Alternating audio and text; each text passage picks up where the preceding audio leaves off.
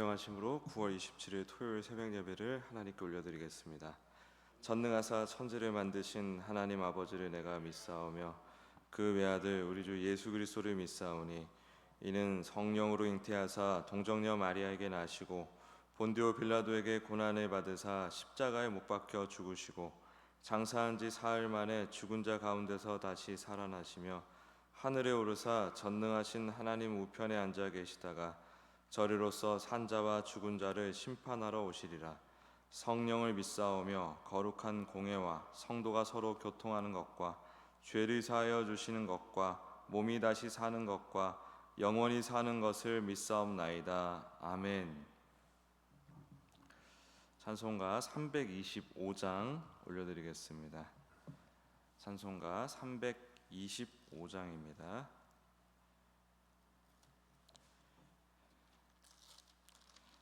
찬송가 325장. 예수가 함께 계시니 시험이 오나 겁없네. 기쁨의 근원 되시는 예수를 위해 삽시다. 날마다 주를 섬기며 언제나 주를 기리고 그 사랑 안에 살면서 딴 길로 가지 맙시다. 이 세상 사는 동안에 주 이름 전파하면서 무한한 복락 주시는 예수를 위해 삽시다. 날마다 주를 섬기며 언제나 주를 기리고 그 사랑 안에 살면서 딴 길로 가지 맙시다. 이 세상 친구 없어도 예수는 나의 친구니 불의한 일을 버리고 예수를 위해 삽시다. 날마다 주를 섬기며 언제나 주를 기리고 그 사랑 안에 살면서 딴 길로 가지 맙시다. 주께서 심판하실 때 잘했다 칭찬하리니 이러한 상급 받도록 예수를 위해 삽시다. 날마다 주를 섬기며 언제나 주를 기리고 그 사랑 안에 살면서 딴 길로 가지 맙시다. 아멘. 우리 합심하여 통성으로 기도하실 때 먼저 행축을 위해서 기도합니다. 저번 주일에 우리가 진군식을 하고 태신자를 작정하였습니다. 태신자를 예비하여 주시고 마음을 준비시켜 주시길 원합니다. 주께서 우리가 전도하는 그 모든 과정 가운데 개입하여 주셔서 풍성한 은혜의 결실, 구원의 결실, 전도의 결실 맺게 도와주시옵소서 기도하기 원합니다. 또 주일에 영화 무명을 봅니다. 무명을 통해서 영화를 통해서 큰 은혜를 받고 담대하게 전도로 나아가는 우리 모두가 되게 해주십시오. 우리 주여 한번 크게 부르짖고 기도하겠습니다. 주여, 주님 감사합니다. 우리 행축 이제 하반기 가을 전도를 위해서 우리가 기도합니다. 주님의 일하심을 경험할 수 있는 너무나 좋은 기회입니다. 그러기 위해서 먼저 기도하고 살피고 나아가야 될 줄 믿습니다. 주님 지혜를 주시고 용기를 주십시오. 무엇보다 태신자들의 마음을 준비시켜 주시옵소서. 요즘 참으로 전도하기 어렵고 전도하기 힘든 시대가 왔습니다. 교회가 사회 대안으로서 역할을 못하고 주님, 오히려 골칫거리로 전락하고 있는 요즘 주님, 우리의 그간 해왔던 노력이 참으로 무색할 정도로 아버지 하나님, 우리의 전도가 지금 여러모로 막히고 있는 실정입니다. 그러나 우리가 작정한 이 태신자와의 관계를 아버지 원만하게 도와주셨고, 또 교회로 인도해 주시고 복음을 영접하기까지, 또 정착하기까지, 공동체에 정착하기까지 주님 역사하시고 축복해 주시옵소서. 또한 우리 주일에 영화 무명을 통해서 우리가 큰 은혜를 받기 원합니다. 주님, 정말 예수님의 그 복음 하나만 붙들고 그 사랑만을 의지하며 나아온 선교사 아버지, 주의 종들의, 우리 선조들의 그런 모습들을 바라보면서 큰 은혜 받고 도전받고 전도하게 도와주시옵소서. 인도해 주시옵소서. 하나님, 행축 모든 과정 가운데 오직 기도함으로 주님의 일하심을 경험할 수 있게 도와주시옵소서. 주님, 이 시대가 전도하기가 참으로 안 좋은 시대입니다. 우리가 전도가 잘 될 때는 교회가 사회에서 제 역할을 잘 하고 있을 때, 정의로운 역할, 또 이웃의 대한 공동체로서의 역할을 우리가 잘 해내고 있을 때 전도가 잘 됐었습니다.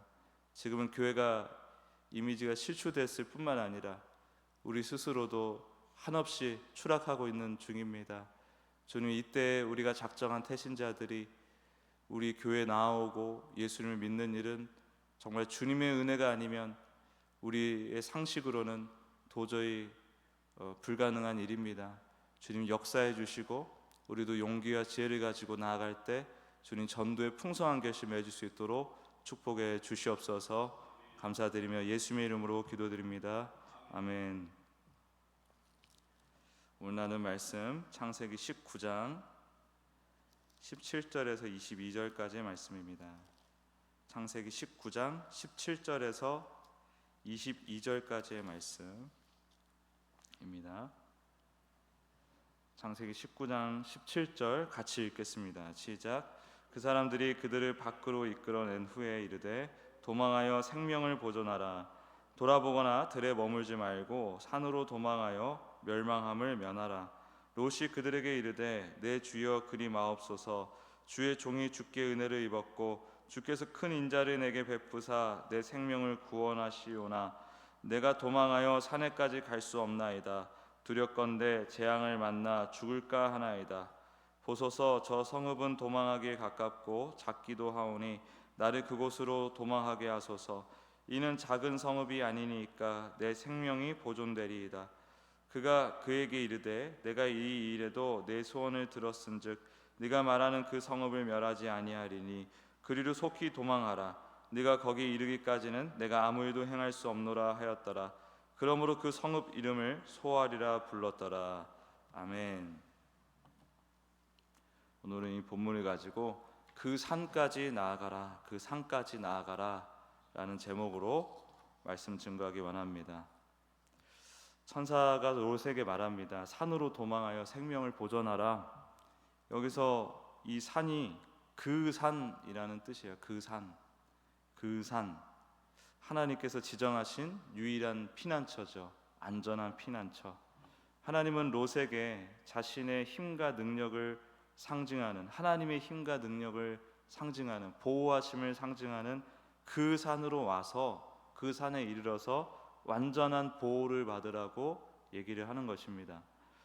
롯은 그러나 산으로 부르시는 하나님의 말씀, 하나님의 그 보호를 기대하고 나가기보다도 눈앞의 두려움과 또 자신이 나름대로 계산했던 그 결과값을 먼저 생각했습니다. 그래서 마음속에는 여전히 소돔에 대한 미련이 남아 있었고 하나님의 약속보다 현실적인 조건이 더 크게 느껴졌습니다. 그래서 그는 하나님이 열어주신 구원의 길로 담대히 나아가지 못했던 것이죠. 롯이 이렇게 요청합니다. 보소서, 저 성읍은 도망하기에 가깝고 작기도 하오니 나를 그곳으로 도망하게 하소서. 그가 택한 성읍 이름 자체가 소알인데 이 소알 자체가 작다란 뜻입니다. 작다, 사소하다. 아무튼 성읍이라고 이름을 붙이는 건 보니까 나름대로 군락을 이루고 또 어느 정도 군락의 경계가 있고 또 방비를 할 수 있는 그 정도의 모습은 갖추었던 것 같습니다. 소알은 비록 롯이 거주하던 곳은 아니었지만 우리가 짐작할 수 있는 건 롯이 잘 알고 있는 곳이었던 것 같아요. 소알, 저기 어딘가에 있는 소알, 우리 봉선동에서는 뭐 옆에 강남구, 관악구 혹은 저기 송파 뭐 이런 식으로 우리가 어떤 지명을 명확하게 알고 있듯이 소알이란 지명을 롯이 이미 알고 있었던 것 같습니다. 소돔의 영향을 받아서 소돔과 크게 다를 바 없는 성읍이었을 거라 짐작이 됩니다. 그는 하나님이 명하신 그 낯선 산까지 나아가는 대신에 자신에게 비교적 익숙한 또 가까운 작은 성읍으로 목적지를 바꾸어 달라고 요청했던 것입니다. 이 모습은 또 아브라함의 또 다른 시간을 오버랩해서 우리로 하여금 떠올리게 만듭니다. 하란이 떠오르죠. 하란. 아브라함이 갈대아 우르를 아브라함이 떠난 건 아니고 아버지 데라가 아브라함을 데리고 떠났지만은 그마저도 가나안까지 나아가지 못하고 그 문명의 경계를 넘어서지 못하고 갈대아 우르 그 문명, 고대 메소포타미아 문명의 나름의 또 중심지라고 할 수 있는 교역 도시죠. 교역 도시, 무역 도시인 하란에 수십 년을 머물렀거든요. 그렇게 자기에게 익숙한 것을 쉽게 떠나지 못하는 것이 우리 인간의 본성입니다. 그야말로 소알은 인간이 스스로 계산해서 찾은 작은 피나처이자 하나님의 완전한 계획을 끝까지 붙들지 못하고 내가 이해하고 감당할 수 있는 수준에서, 내가 이해하고 감당할 수 있는 수준 안에서만 하나님을 바라보는 그런 태도를 상징합니다. 소알. 오늘 우리의 신앙에도 이런 모습이 있죠. 한계를 넘어서는 인도하심을 우린 사실 두려워합니다. 낯선 일, 낯선 길, 낯선 만남, 이런 것들 우리는 두려워한다는 것이죠. 그래서 우리를 뛰어넘는 그 은혜를 바라보고 사모하기보다는 내가 이해하고 통제할 수 있는 수준을 우리는 바라요. 그러면서 작은 선행과 어떤 종교적 행위로 마음을 달래면서 그 안에서 만족하려고 하는 습성이 있다는 것입니다. 여기 이 또 본문에서 놀라운 사실이 롯이 이렇게 어떻게 보면 천사가 함께 있음에도, 하나님이 함께 계심에도 불구하고 굉장히 찡찡대면서 연약하고 인간적인 요구를 하나님께 하는 거 아니겠습니까? 근데 이러한 요구를 하나님이 나무라지 않으세요. 나무라지 않으시고 이 요구를 잘 들어주신다는 것입니다. 21절에서 천사가 말합니다. 내가 이 일에도 네 소원을 들었은즉 네가 말하는 그 성읍을 멸하지 아니하리니. 하나님은 롯의 믿음 없음을 책망하시거나 그의 제안을 거절하지 않으십니다. 오히려 그의 연약함을 있는 그대로 받아주시고 그의 눈높이에 맞춰 구원의 길을 열어주세요. 우리가 이 부분에서 깊이 생각해 봐야 될 게 있습니다. 우리가 하나님을 굉장히 엄하고 때로는 폭력적인 성향의 존재로 이해할 때가 굉장히 많아요. 그래서 하나님을 낯선 일, 낯선 길, 낯선 만남으로 무의식적으로 규정하고 그 낯선 하나님을 두려워하는 마음으로 계속해서 그 두려움 안에서 내가 이해할 수 있는 차원 안에서 하나님을 해석하고 하나님의 말씀을 곡해하고 따르는 경우가 굉장히 많다는 것입니다. 제가 요즘 습관처럼 얘기하고 있는 율법주의의 단면인 것이죠. 그런 식으로 하나님의 어떤 성품을 오해하고 마치 세상의 군왕처럼, 세상의 직장 상사처럼, 가스라이팅하는 어떤 높은 지체에 있는 사람처럼 하나님을 우리가 대할 때가 참 많다는 거죠. 그런데 우리 하나님은 굉장히 자애로우신 분이고 인내해 주시는 분이고 이렇게 연약하고 부족한 모습을 아주 충분하게 넉넉하게 받아주시고 헤아려 주시는 분이세요. 그래서 우리는 강하고 담대하라라고 했을 때 가장 먼저 하나님에 대해서 강하고 담대해야 되는 것인데 그 두려움 때문에 우리가 생각하는 그 인과적 사고 안에 하나님을 가두은 상태로 하나님을 이해하다 보니까 계속해서 더 나아가지 못하고 혹은 더 과감하게 하나님을 신뢰하지 못하고 그래서 하나님의 그 풍성한 일하심을 더 세밀하게 발견하고 경험할 수 있는 기회를 놓칠 때가 생각보다 많이 있다는 것이죠. 교회 전체가 그러한 것들에 갇혀 있다고 하면은 그 교회가 하나님의 풍성하심을 경험하지 못하게 되는 것이니 이게 얼마나 안타까운 일이겠습니까? 물론 그런 연약함조차도 하나님은 품어주신다는 것이죠. 이 사실을 우리가 꼭 기억해야 됩니다. 그래서 우리의 기도는 물론 우리가 우리의 욕구의 충족을 위해서 입을 크게 벌려라 그런 의미의 그 말씀들은 아닙니다. 결코 아니지만 적어도 우리가 하나님의 일을 함께 하고자 할 때는 굉장히 담대하게 하나님께서 우리 예수 그리스도 안에서 건진받은 우리 자녀의 기도를 반드시 들어주신다라는 믿음을 가지고 나아가야 될 것입니다. 22절을 보니 그리로 속히 도망하라. 내가 거기 이르기까지는 내가 아무 일도 행할 수 없노라. 롯이 하나님의 심판을 지연시킬 능력이 있다는 게 아닙니다. 롯이 이렇게 찡찡찡찡 강구를 해서 하나님께서 이 심판을 지연시켰다는 게 아니에요. 하나님의 의지를 보여주는 거죠. 하나님이 롯을 어떻게든 구원해 주시려고 하는 그 열심과 사랑, 그 하나님의 열심과 사랑이 얼마나 강력한지를 지금 보여주고 있는 거예요. 하나님은 소아를 향해 막 불이 나게 달려가지 않았겠습니까? 롯이랑 아내랑 딸 둘이랑 사위들은 안 따라왔던 것 같아요. 성경을 보니까 롯을 기다리시며 롯이 안전할 때까지, 롯이 막 좀 최소한 조금이라도 안심할 때까지 심판을 유예하시죠. 우리는 모두 하나님의 위대한 부르심인 그 산을 향해 달려가지 못하고 나만의 소아를 찾아 헤매는 존재들입니다. 하나님은 그런 우리의 연약함을 아시고 롯이 산까지 갈 수 없다고 주저하며 소아를 요청했을 때도 하나님은 그 작은 믿음조차도 품으시고 기다려 주셨습니다.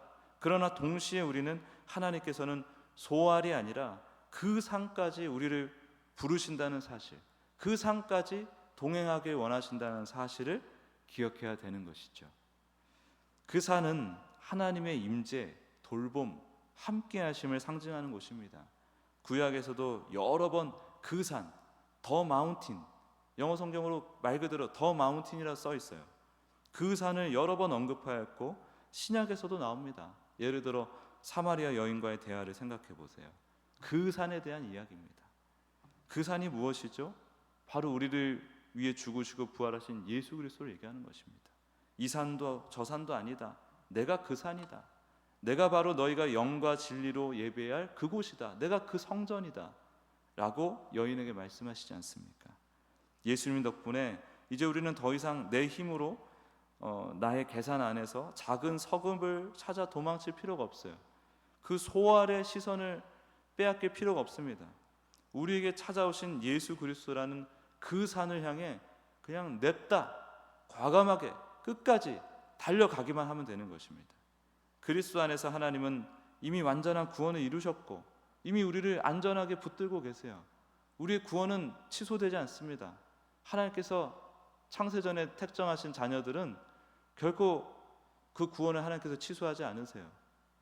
하나님에 대한 오해, 두려움을 믿음 안에서 믿음의 은혜로, 믿음을 도우시는 주님의 은혜로 잘 걷어내고 과감하게 늘 예수님과 동행하는 길을 선택하고 이왕 가는 거 마라톤 하듯이 끝까지 우리가 가야 될 경주를 끝까지 잘 해내야 됩니다. 그래서 성경에서 말하는 위로가 뭐냐면 그냥 이렇게 아이고 힘들었어 여기서 그치는 게 아니라 성경에서 말하는 하나님의 위로는 넘어진 자를 일으켜주고 먼지 떨어주고 뭐 배고픈 자 먹여주고 이렇게 잘 다시 채비를 시켜가지고 가야 될 길을 다시 가게끔 등을 떠밀어 주다라는 의미가 있어요. 하나님은 우리는 그렇게 위로하시는 분이십니다. 하나님이 우리에게 위로하시는 이유, 격려해 주시는 이유, 그 산까지 끝까지 나가게 하기 위해서 하나님이 그렇게 우리와 함께 하신다는 것이죠. 우리는 우리 연약함과 두려움을 주님께 그대로 가져가야 됩니다. 소돔에 대한 미련을 버리고, 그 버리는 거 쉽지 않죠. 소알에 대한 집착을 내려놓는 것도 쉽지 않습니다. 다만 우리가 열심히 내야 되는 거 뭐냐면, 우리 곁에 우뚝 서 계신 구원의 그 산 예수 그리스도께 담대히 나아가는 것이죠. 주님은 우리의 그러한 연약함까지도 은혜로 받으시고 우리 인생을 해결해 주시며 영원한 생명의 길로 인도하시는 분이심을 굳게 믿는 은혜를 풍성히 누리며, 먼저 우리가 그 복음을 누리며 또 그 복음을 또 전하며 살기를 원합니다. 그래서 우리 한계 이상의 소알이 아니라 그 산에까지 이르러서 하나님의 일하심을 온전히 경험하는 우리 모두가 되시길 예수 그리스도의 이름으로 간절히 축원합니다. 기도하겠습니다. 하나님, 연약한 우리를 잘 아시고 끝까지 붙들어 주심을 감사드립니다. 우리의 계산과 미련, 집착을 내려놓고 오직 예수 그리스도라는 완전한 보호가 있는 그 산으로 나아가게 하옵소서. 두려움 속에서도 주님의 은혜를 의지하며 담대히 걷게 하시고 끝내 생명과 평안을 누리는 우리가 될 수 있도록 축복해 주시옵소서. 감사드리며 예수님의 이름으로 기도드립니다. 아멘.